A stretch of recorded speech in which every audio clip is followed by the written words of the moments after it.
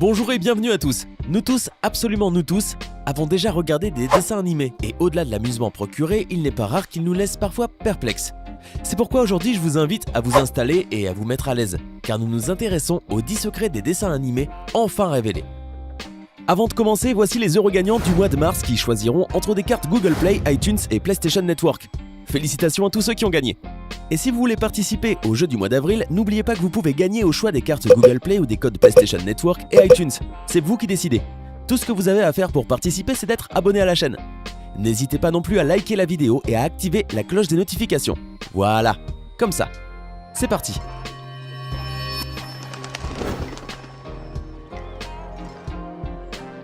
Quatre doigts. Si vous êtes un fin observateur, vous avez peut-être remarqué que beaucoup de personnages de vos dessins animés préférés n'ont que 4 doigts. Dans certains cas, comme dans les Super Nana, ils n'ont même pas de doigts du tout. Ce nombre de doigts n'est pas une erreur ou l'oubli d'un dessinateur étourdi, mais bien une volonté de la marque qui se justifie par plusieurs raisons. D'après Walt Disney lui-même, il avait commencé à dessiner Mickey Mouse avec 4 doigts, car il trouvait que cela faisait plus artistique. Autre raison, encore plus importante que l'esthétique, ces dessins ont été réalisés pour des raisons économiques. Effectivement, quand les dessins animés étaient faits manuellement, cela permettait d'économiser du temps de travail et par conséquent l'argent des studios. Un doigt de moins, cela paraît dérisoire. Seulement dans les cas où le court-métrage animé était réalisé sur la base de dessin, le supprimer pouvait faire économiser plus d'1 mois de travail. Actuellement, certains dessinateurs continuent à faire cela, mais seulement par pure tradition. Les gants blancs. Comme les 4 doigts, en 1929, il était beaucoup plus pratique de dessiner des gants blancs aux personnages, plutôt que de devoir détailler leurs mains. Ce n'était toutefois pas l'unique raison. En effet, à cette époque-là, les personnages étaient dessinés en noir et blanc, et ces gants servaient aussi à pouvoir distinguer les extrémités du corps. D'autre part, Disney lui-même affirma que ce détail donnait aux personnages un aspect beaucoup plus humain. Cette astuce s'avéra tellement réussie que plus tard, d'autres compagnies comme Warner et Universal s'en servirent dans leurs propres dessins animés. Les Simpsons. Cette famille jeune sans pareil a diverti des millions de fans pendant près de 30 ans et durant tout ce temps, elle a également intrigué de nombreuses personnes avec certains secrets qui n'ont toujours pas été révélés. Par exemple, qui était Monsieur X? Mais encore, vous êtes-vous déjà demandé où se trouve Springfield? Tout au long de la série, les créateurs ont joué avec l'emplacement de cette ville, et bien qu'on ait dit au début qu'il pouvait s'agir de n'importe quelle localité des États-Unis, Matt Groening révéla en 2012 que la ville du dessin animé était essentiellement basée sur une ville du même nom située dans l'Oregon aux États-Unis, et sur quelques autres, piochés un peu partout dans le monde. L'argent de Balthazar Picsou. Je suis sûr de ne pas être le seul à me demander combien d'argent possède le plus riche canard des dessins animés. Rien qu'en voyant ces chambres fortes pleines d'or et de billets, vous pensez à l'argent, l'argent, l'argent. Plus sérieusement, d'après le magazine Forbes, ce personnage est l'un des plus riches du monde.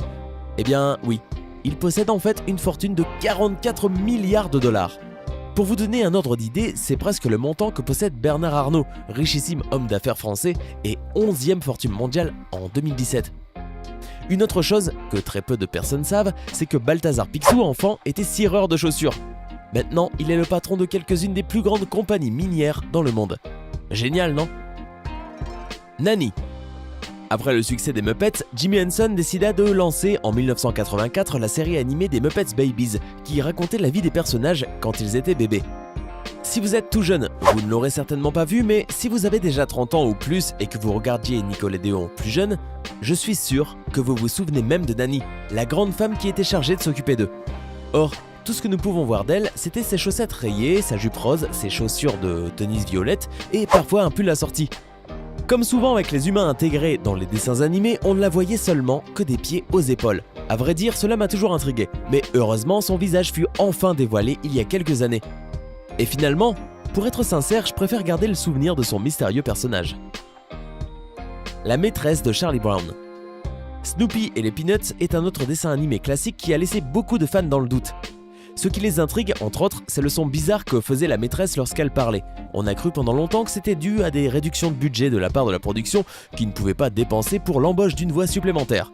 Mais en fait, cela n'a rien à voir avec cela. C'est simplement la transcription de la façon dont Charlie Brown et ses amis percevaient sa voix. C'est comme quand quelqu'un vous parle alors que vous pensez à autre chose. Par exemple, quand vous êtes en cours et que votre professeur parle, vous n'entendez que des blablabla blablabla. Voilà, vous savez désormais pourquoi, parfois, vous pensez que vos professeurs font des sons étranges quand ils vous donnent les cours. Micha Michien. Vous connaissez forcément Misha Michien. En France, la série fut diffusée à partir du 4 septembre 1999 et le 28 août 2006 sur France 3 dans l'émission Les Minicums, puis dans les MNK, puis sur Nickelodeon et sur Canal J. Il n'y a qu'une seule question que nous nous sommes tous posée en regardant ce dessin animé. Par où diable Misha Michien font-ils caca ? Pour répondre à cette question extrêmement préoccupante, une émission de télévision a échafaudé 3 théories qui pourraient, dans l'absolu, être aussi convaincantes les unes que les autres. La première est la régurgitation. Oui, cela semble assez dégoûtant, mais c'est aussi assez évident puisque tout au long de la série, on a pu voir le chien cracher des boules de poils de chat ou comment ils boivent de l'eau. Bref, ce qui entre dans la bouche de l'un sort par la bouche de l'autre. Étrange. La deuxième théorie est celle du zéro déchet et sincèrement, c'est celle qui me convainc le moins. On nous explique que Misha Michien n'ont pas besoin de digérer ce qu'ils ingurgitent, c'est-à-dire, toujours selon cette théorie, que toute la nourriture qui y pénètre est tout simplement absorbée par l'organisme. Suspect. Quant à la troisième théorie, et non la moins importante, c'est que tous les deux ont des orifices indépendants par lesquels ils feraient leurs besoins. Cette hypothèse s'appuie principalement sur le fait qu'ils possédaient des salles de bain séparées. Surréaliste. Mais si telle est la vérité, une chose est sûre, je ne veux pas savoir où ces trous se trouvaient. Le nom du vendeur de BD dans Les Simpsons. Le vendeur de BD, tout le monde l'appelait ainsi à Springfield, mais également dans les crédits de la série animée, jusqu'à ce qu'on apprenne son véritable nom dans l'épisode Homer and Ned Hails Mary Pass. Bon, tout le monde continue de l'appeler le vendeur de BD, mais si vous allez faire un tour dans sa boutique, glissez-lui un « Salut Jeff Albertson », ça lui fera plaisir. La société secrète A113. Faites attention aux images suivantes, vous pouvez voir apparaître un détail dans chacun de ces films. Ce sont uniquement les personnes les plus attentives d'entre vous qui réussiront à voir une curieuse lettre, accompagnée d'un numéro. Rassurez-vous, car nous-mêmes avons eu du mal à nous en rendre compte. Le mystérieux symbole A113 apparaît dans les films les plus célèbres, dont les scènes que nous venons de vous montrer. Les spectateurs les plus perspicaces ont découvert ce fait et, en peu de temps, sortirent des théories conspiratrices au sujet de messages subliminaux dans les dessins animés. Cependant, les animateurs ont révélé le secret. A113 est le numéro d'une salle au California Institute of Arts où plusieurs animateurs prenaient des cours. Dans cette pièce, plusieurs spécialistes de Hollywood reçurent leur première connaissance sur la conception graphique et l'animation des personnages. Ainsi, si vous voyez discrètement apparaître ce signe, vous pouvez maintenant être sûr qu'un animateur de Disney est issu de cette salle. Cependant, les animateurs ont révélé le secret. A113 est le numéro d'une salle au California Institute of Arts et a travaillé dans des films comme Hunger Games ou Star Wars. Une évidence cachée. Attention, c'est le moment de faire bien attention. Laissez donc de côté ce que vous êtes en train de manger et préparez-vous pour mettre en pause la vidéo et ne ratez aucun détail. Comme vous vous en êtes déjà rendu compte, les différents films de Disney ont diverses références entre eux, bien que vous ne les ayez sûrement pas toutes vues. Chaque film d'animation se réfère à un autre, afin que vous le regardiez aussi.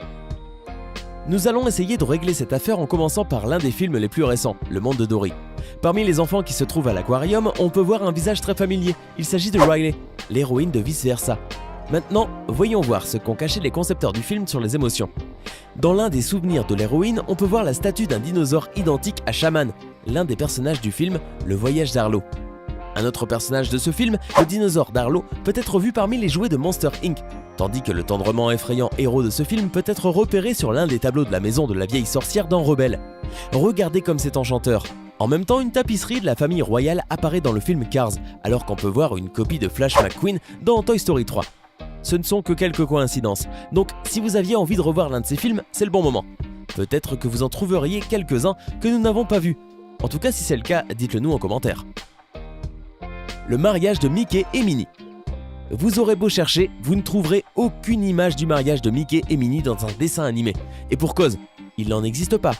Faut juste se fier à une interview de Walt Disney en 1933 qui a confirmé que les deux mascottes s'étaient passé la bague au doigt hors écran. Heureux hasard, l'acteur et l'actrice qui doublent les voix originales des deux persos se sont eux mariés en 1991. Mickey Mouse est partout. Il y a 89 ans, Walt Disney ne pouvait pas imaginer que cette innocente souris distraite deviendrait un personnage célèbre et aimé de tout le monde, et par ailleurs, le symbole de l'animation, de l'innocence de l'enfance et, avec ses oreilles bien sûr, du plus grand parc d'attractions du monde. Bien que la souris ait vécu des années parmi nous, Mickey ne cesse de nous plaire. Mais voici le plus intéressant. Dans plusieurs de ses films, l'entreprise Disney a inclus quelque chose de spectaculaire, un phénomène connu aujourd'hui comme le Mickey caché. Il s'agit essentiellement du fait que dans plusieurs films d'animation, au cours de différentes scènes, apparaît brusquement l'ombre de la souris ou un objet qui rappelle la forme de sa tête. Regardez par exemple cette scène du film Cendrillon dans laquelle les bulles forment la tête de Mickey, ou la chute de Pumba dans la cascade. Regardez, c'est un Mickey fait de pierre. Maintenant, nous voici dans le monde aquatique. Nous voyons le roi Triton avec un traîneau tiré par les dauphins et les habitants du royaume aquatique sortir pour rencontrer leur roi. Mais attendez, qui se trouve parmi la foule? Comme vous l'avez supposé, Mickey était présent aussi. Nous avons terminé avec des films d'animation. Toutefois, que pensez-vous de l'apparition de cette souris dans des films aussi populaires que Pirates des Caraïbes? Apparemment, notre héros apparaît partout. Vous devez juste être attentif pour pouvoir le trouver. Dites-nous maintenant en commentaire, lequel de ces secrets connaissiez-vous déjà?